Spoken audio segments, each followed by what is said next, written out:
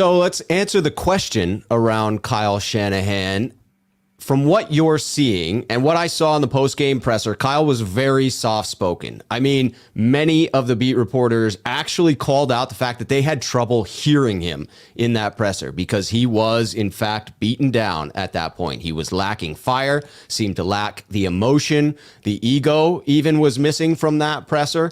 So in your mind, with what you're seeing from Kyle Shanahan and what you heard of the press call that happened today, do you believe Kyle is merely humbled at this point, or is he defeated and a bit checked out at the moment? Well, I think it's a little bit of both, right? I think he's defeated. I don't think he's checked out. I just think he doesn't have the answers, quite frankly.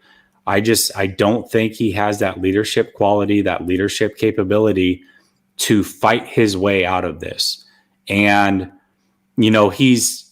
it's like the bucket of crabs, right? When you start to boil the water, they all just like pull each other down instead of like working together to get out. They're constantly fighting to one up each other and save themselves. That's what I feel like this team is right now. That's what I feel like it is from the leadership standpoint. Kyle's grasping at straws. He has zero answers because, quite frankly, he's never put together multiple winning and good quality seasons as an offensive coordinator or a head coach. Right now, he doesn't have any of the answers because he's looking at it going, well, hold on. We have all the talent. I mean, the talent we had in 2019, this matches it on paper. Why aren't we winning? Why aren't we executing? And I think one of the things that 49er fans overlooked is we talk about the Buckner situation, right? That obviously came up a lot this week because you lost out on the leadership of Buckner. But really, this team, from a leadership standpoint, had a mass exodus after 2019. You had Staley. You had Buckner. You've now lost Saleh. You've lost Sherman. Really, the leadership is gone off this team. So what are you going to do about it? As the leader, as the front man of this organization, you relied on a coalition of guys to do your work for you. Now you actually have to be the leader. And now that that's the case, I don't see that leadership. I don't either. And I'll take it one step forward that some of the pump-up guys who are essential in a game like football where you're literally putting your life on the line on every play. Let's just be real about that. These men are going out there and throwing themselves at one another at such speeds and such velocity that literally it could end their career on any given play. It's why you don't see tanking in the NFL. That wouldn't be tolerated, right? Yeah, you can play some young rookies, but there's no tanking like in baseball or basketball because these people are putting their livelihoods, their lives on the line every snap. They lost not only the vocal leaders, not only the heady leaders, they lost those pump-up guys in KB, Kendrick Bourne, right? That was a huge loss not to have him back. Quan Alexander was a fiery guy for the defense. And I just don't get the sense, even in losing Saleh, while you lost his play calling, his intellectual side, you lost his fire on the sideline as well. And Kyle seems to have somehow calmed down on the sidelines. As things have gotten worse, he's become less animated. You're seeing less fire from him.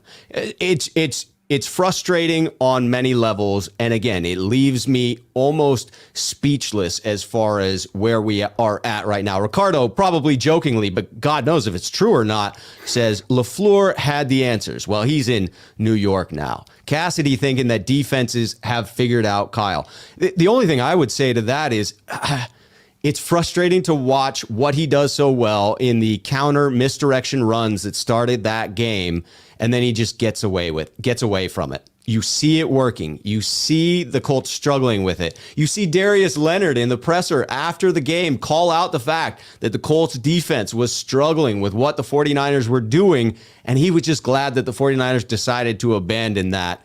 This is the second time this has happened, Rob. Remember, after the Super Bowl, Frank Clark, Tyrann Mathieu came out and said, we wanted them to do exactly what they did. They got away from the running game. They played right into our hands. That's what we had hoped would happen. They did us a favor. Now you saw it again last night where Kyle Shanahan is doing favors for the other team. The other team is going, we don't know what the hell's going on. Thank you so much for taking away what we couldn't figure out what is happening? Like, Did him a that should favor. never happen. That should never happen. You've got multiple people this week. You had Bennett coming out and calling your quarterback a B. By the way, you had Whitner echo those same sentiments. Now, he did it professionally because he covers the 49ers, but he came out and said the way that Garoppolo made excuses after that calf injury and after that game is unacceptable. That's basically him saying Jimmy is a B. That's exactly what he's saying. You have so many outsiders who have been in these locker rooms saying all of these things. And you even had Cowherd come out yesterday and tweet, I don't know about you. I know it's sacrilegious to point to Kyle Shanahan and say he's not good, but does this look like a well-coached team to you? That is somebody who's worked with John Lynch and has always been in the corner of Kyle Shanahan.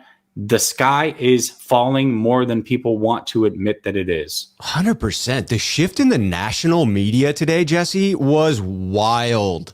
Freaking wild, dude. It was as if everybody got the memo, like, oh, no, I hadn't really watched the first 6 games. This is what the Niner faithful are so upset about. Like, this is the inconsistent play that has been happening. This is what I've been missing when I just saw the box score or I just saw the highlights from the game. No, now you've watched an entire game. You've seen the product on the field. You've seen Kyle just... I mean, getting back to the checked out thing at this point, it's wild to me after what we saw yesterday that he could believe he still believes that Jimmy gives the 49ers the best chance going forward to win games. So I have to ask, is there something that Kyle believes he's protecting Trey Lance at this point? Or is it back to this idea of really not having the answers this season? Do you assume positive intent here?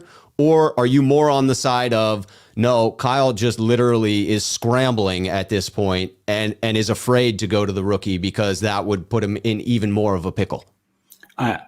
To me, I just feel like it's Kyle being Kyle. It's Kyle being stubborn and saying, well, listen, I've said that Jimmy gives us the best chance to win. I've said there's no quarterback controversy. Even after the worst game he's had, arguably, as a 49er, I am not going to change my mind. We are still fighting for the playoffs. And if we're fighting for the playoffs, we are playing our starters. Jimmy is a starter. That's what we're doing.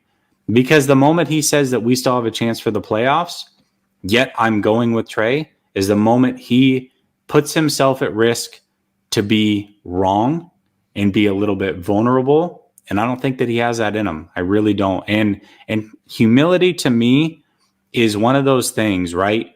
I feel like a lot of people want to talk down when somebody changes their mind after more information is presented to them. I actually look at that as a strength. If you are willing to say, I was wrong, I've now seen more facts and I'm willing to change my mind, that to me is a strength, and that's how you get ahead. Shanahan seems to have an outright refusal to do just that. It's a great call out. It literally is the definition of the scientific method, right? You come up with a hypothesis, you come up with what you believe to be true. We will be successful on misdirection, outside zone runs.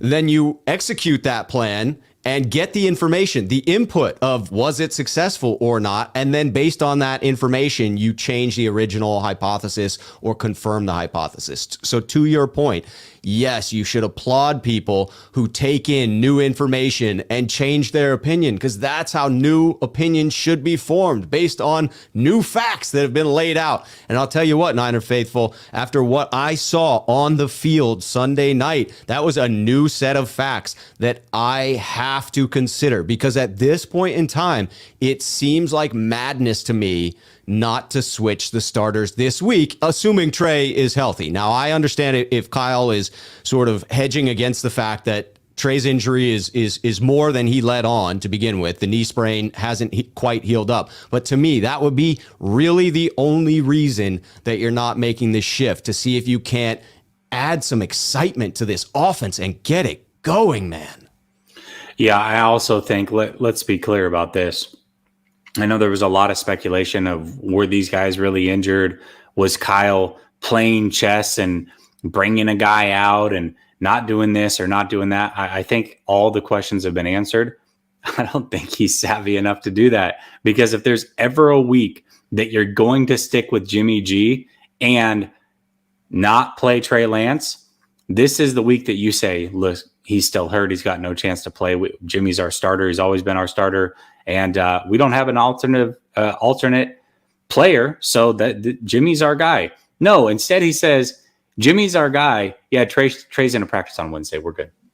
It's wild.